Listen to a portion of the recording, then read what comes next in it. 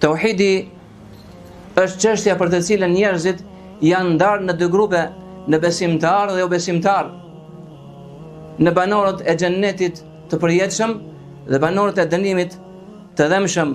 Tauhidi është gjëja e parë në të cilën njerëzit duhet të thirrën dhe të ftohen në fenë e Allahut të lartësuar, si në hadithin e Muadhit radhiyallahu anhu, ku profeti alayhi salatu wassalam e dërgon si thirrës, si ftues, si mësues të Islamit në Yemen.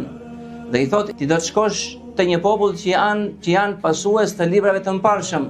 Ndaj gjëja e parë të cilën do të thuash, do t'i ftosh, është se nuk ka Zot që meriton adhurimin veç Allahut dhe se unë jam i dërguari i Allahut. Fa inhum ata'u laka bidhalika fa'alimhum anna Allah iftarada alayhim 5 salawat. Nëse të binden për këtë gjë, bëu të ditur se Allahu ka bërë obligim, detyrim 5 kohë të namazit. Të nderuar besimtarë dhe besimtare, pa tauhidin, njësimin e Allahut, madhërimin e Zotit të gjithësisë, nuk ka punë të pranuar. Pra puna nuk mund të pranohet nëse njeriu ka shkar në rrezikun e shirkut. Ndaj Allahu i lartësuar thotë, thuaj unë me të vërtetë jam njeri sikurse ju. Mua më shpallet se Zoti juaj është një Zot i vetëm, i cili meriton adhurimin, ai i cili shpreson në takimin me Zotin e vet, le ta bëj punën e mirë.